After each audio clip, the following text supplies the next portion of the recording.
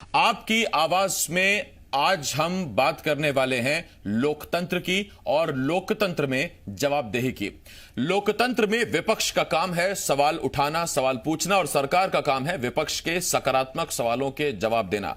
मगर क्या हो जब सवालों के जवाब में केवल सवाल दिए जाएं, सवालों के जवाब में केवल सवाल हासिल हों?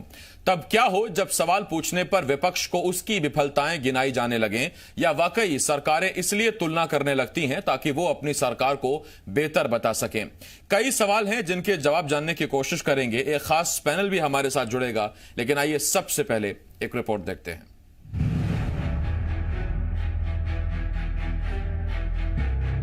छत्तीसगढ़ की सियासी फिजाओं में इन दिनों सिर्फ सवाल और बस सवाल ही तैर रहे हैं।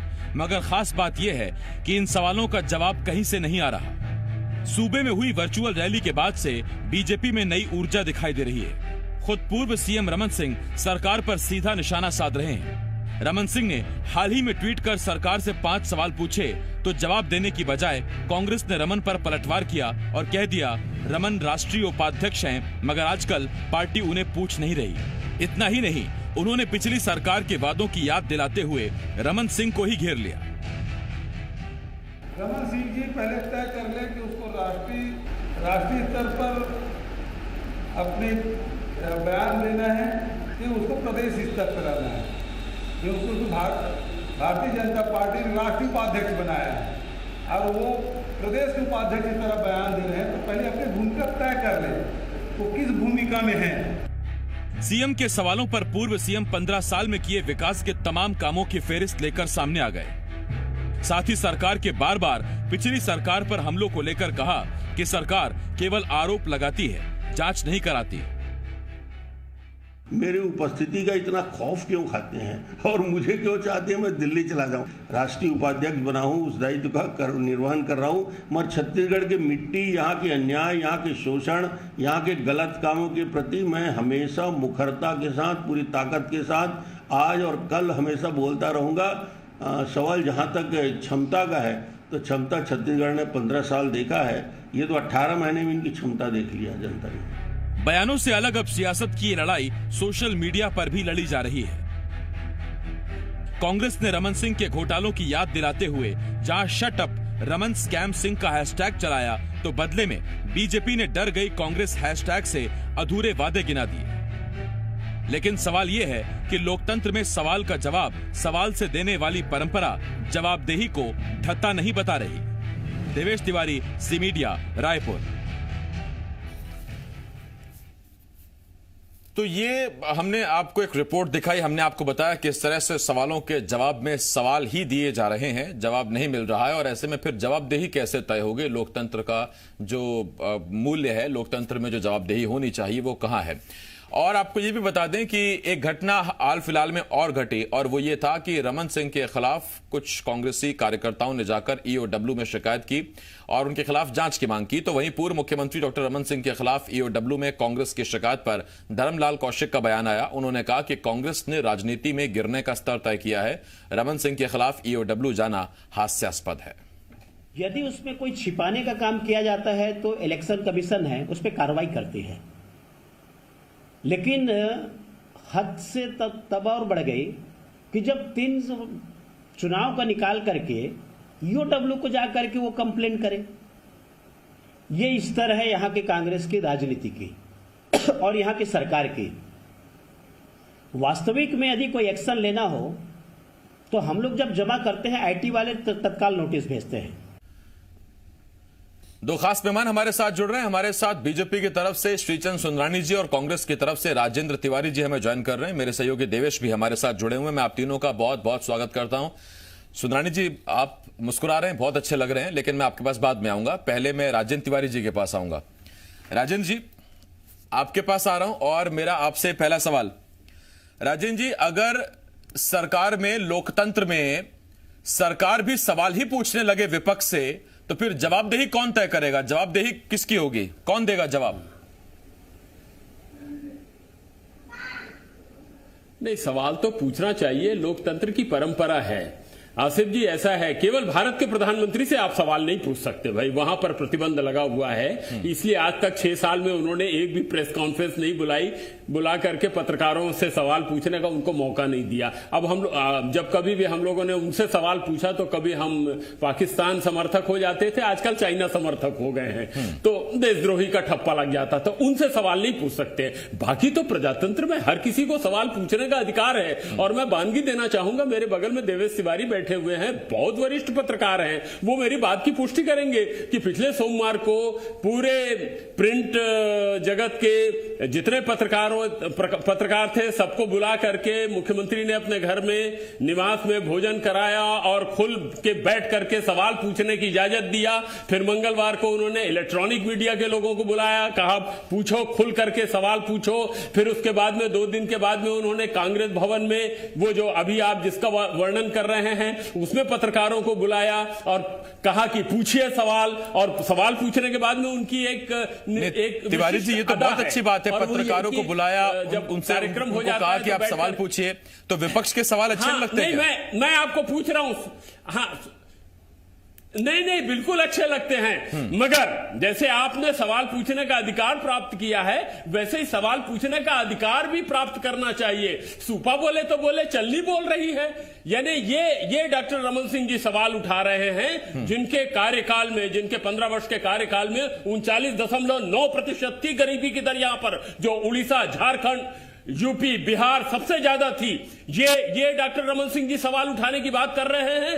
आसिफ जी, आपको मैं स्मरण दिलाना चाहूंगा और मेरी बात का खंडन करें यहां पर बैठ करके श्रीचंद जी सुंदरानी, और मेरी बात की पुष्टि करें आपके सहयोगी पत्रकार कि झलियामारी में 15 बच्चियों के साथ महीनों आदिवासी बच्चियों के साथ में आश्रम में बलात्कार होता रहा। कौन? इन्हीं के कार्यकाल में ना, जो सवाल पूछने की बात कर रहे हैं। इनको सवाल पूछने का अधिकार इसलिए नहीं है क्योंकि अकेला पूरे हिंदुस्तान में यह प्रकरण होगा जहां नसबंदी के नाम पर 54 महिलाओं की मौत हो गई थी।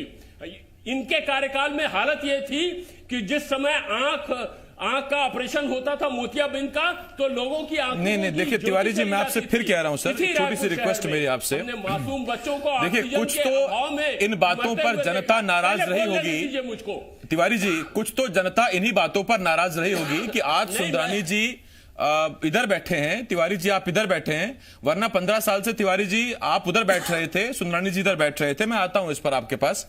सुंदरानी जी, मैं आपके पास आ रहा हूं और आपसे मेरा पहला सवाल, मैं आपको ऐसा आ रहा हूं राजेंद्र जी, आ रहा हूं जनाब, समय दिया कर। अरे राजेंद्र जी, ये लोकतंत्र इसी में तो है सर, आप कुछ आप बोलें, कुछ सुंदरानी जी बोलें, तभी तो बात चलेगी ना। एक तरफा इश्क में सर नहीं होती ना कामयाब। सुंदरानी जी, आपके पास आ रहा हूं, आपसे मेरा सवाल, कुछ तो इशारा आपको भी दिल्ली से मिला है या कुछ तो अंदर की बात है कि अचानक से बीजेपी इतनी एक्टिव हो गई जैसे सरकार 1 महीने पहले बनी हो, और विपक्ष की इतनी कारगर भूमिका अब तक तो नजर ना आई जो अभी पिछले 1 हफ्ते के अंदर नजर आई, तो ऐसा क्या हुआ है? देखिए आसिफ जी, हमने सरकार को समय देना चाहा। हम 1.5 साल 18 महीने सरकार ने अपना कार्यकाल पूरा किया। हम 1.5 साल तक हम शांत बैठे रहे, बहुत सारे सवाल हमारे पास थे, हमने सवाल नहीं किया, और सवाल का जवाब तो कांग्रेस पार्टी को देना होगा क्योंकि सरकार कांग्रेस पार्टी की, हम विपक्ष में, विपक्ष को जनता ने यही अधिकार दिया है कि सरकार के गलत कामों को हम सामने लाएं और उस पर सवाल करें, और सवाल करने पे जवाब दे कांग्रेस पार्टी के लोग, सरकार में बैठे लोग। लेकिन दुर्भाग्य से कांग्रेस कभी भी प्रजातंत्र में विश्वास नहीं रखती।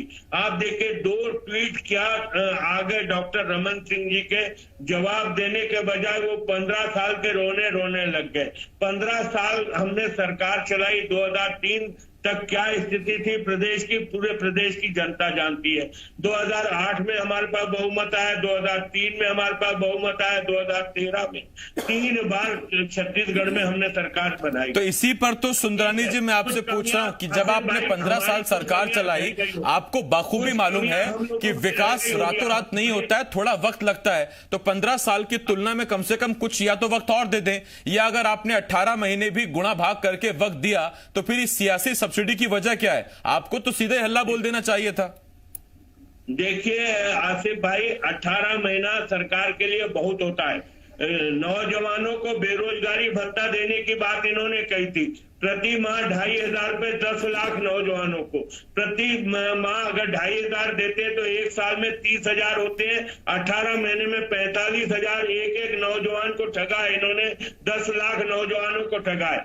शराबबंदी की बात इन्होंने की, शराब की नदियां बहा दी इन्होंने, था कोचिया राज आ गया। मैं आपको ठीक, सुंदरानी जी मैं लौट रहा हूं आपके पास, लेकिन एक सवाल तो सुंदरानी जी आपसे भी है, और सवाल ये आपने कहा कि 18 महीने एक सरकार के लिए बहुत होते हैं, माना 18 महीने एक सरकार के लिए बहुत होते हैं, लेकिन सुंदरानी जी 15 साल भी सरकार के लिए बहुत होते हैं। अगर आपने बेरोजगार छोड़े ना होते तो इनको 2,500 का भत्ता देने की वादा ना करना पड़ता। अगर आपने शराबबंदी ना कर दी होती तो आज इनके ये मैनिफेस्टो में शामिल ना होता। 18 महीने बनाम 15 साल बहुत होते हैं। सुंदरानी जी मैं लौटूंगा आपके पास, आ रहा हूं सुंदरानी जी, आ रहा हूं आपके पास।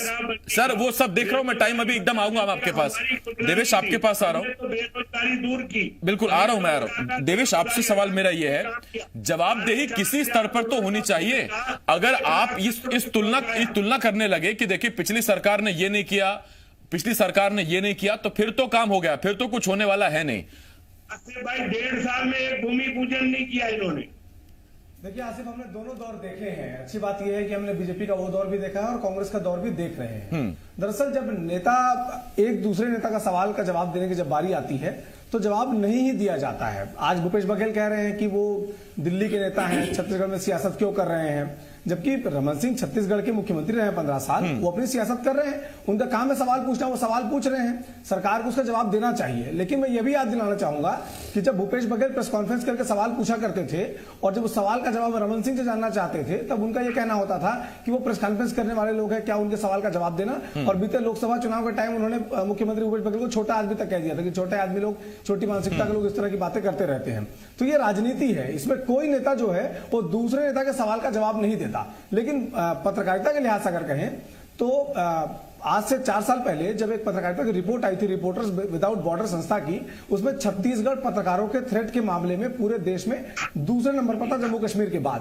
पत्रकारों की गिरफ्तारियां भी हो रही थी, पत्रकारों को सवाल पूछने पर 15 दिन का सस्पेंशन भी झेलना पड़ा था। अब तक छत्तीसगढ़ में कांग्रेस सरकार आने के बाद 2 ऐसे मामले आए हैं जहां पर एसडीएम ने दंतेवाड़ा में एक पत्रकार को धमकी दी है और कांकेर में एक पत्रकार सुशील जी की गिरफ्तारी हुई है। तो ऐसा नहीं है कि दोनों दल बहुत अलग हों इस सवालों के मामले में, लेकिन बनिस्बत पहले के अभी स्थिति थोड़ी कमजोर है। लेकिन आने वाले 5 साल में क्या होगा, सरकार सवालों से कितना परेशान होती है, हम देखेंगे, होगा। हम देखेंगे देवेश, देखेंगे कि आने वाले वक्त में क्या होता है। राजेंद्र जी मैं आपके पास आ रहा हूं, छोटे में जवाब चाहूंगा, सुंदरानी जी के पास भी जाना है। राजेंद्र जी इस बीच एक घटना और हुई, 18 महीने का बीजेपी कह रही आपको वक्त दिया। हाँ। और राजेंद्र जी 18 महीने में आपने जो भी काम किए बहुत अच्छी बात है। उसके बाद अचानक यह होता है कि जब रमन सिंह सवाल पूछते हैं तो फिर कुछ कांग्रेसी कार्यकर्ता ईओडब्ल्यू पहुंच जाते हैं उनकी शिकायत करने के लिए। तो ये जो पनामा वाला मामला था, ये जो ईओडब्ल्यू वाला मामला था, आर्थिक संपत्ति का, चुनाव का, ये तो 18 महीने पहले की बातें हैं ना। फिर 18 महीने बाद ये अचानक दबाव क्यों बनाया जा रहा रमन सिंह पर? सवाल तो बिल्कुल उठेगा। नहीं, दबाव तो इसलिए स्वाभाविक प्रक्रिया है क्योंकि ये पनामा के मामले में, अब मैं नाम लेकर के ही बात करता हूं, आप पुष्टि कर लीजिएगा, यहां बैठे हैं देवेश तिवारी जी। राजेश दुबे ने, वरिष्ठ पत्रकार राजकुमार सोनी, वरिष्ठ पत्रकार, इनके साथ में क्या व्यवहार किया था भारतीय जनता पार्टी की सरकार ने केवल सवाल पूछने पे। और 2-4 इलेक्ट्रॉनिक मीडिया के पत्रकारों के नाम भी बताऊं क्या, किस तरह से प्रताड़ित होना पड़ा था उन बेचारों को। अब जाने दीजिए, सवाल पूछने का क्या अंजाम हुआ था इनकी सरकार में, वो हम लोगों ने अपने आंखों में देखा है। मैं तो तिवारी जी आपसे ये पूछ रहा हूं कि रमन सिंह ने ट्विटर पर सवाल पूछा तो 1.5 साल पुराना मसला फिर निकालकर अब क्यों लाए? नहीं, मैं बता रहा हूं, मैं जवाब दे रहा हूं जनाब कि पूरे हिंदुस्तान में मनरेगा में 41% लोग केवल और केवल छत्तीसगढ़ में काम कर रहे हैं। वनोपज पूरे हिंदुस्तान में 73% वनोपज की खरीदी केवल छत्तीसगढ़ में हो रही है। पूरे हिंदुस्तान में बेरोजगारी का प्रतिशत 3.5 है, मगर छत्तीसगढ़ में यह 3.4 है। आप अपने पत्रकार से इसकी पुष्टि कीजिए, मेरी बात पर यकीन मत कीजिए। मैं जितनी बात बोल रहा हूं आंकड़े सही बोल रहा हूं।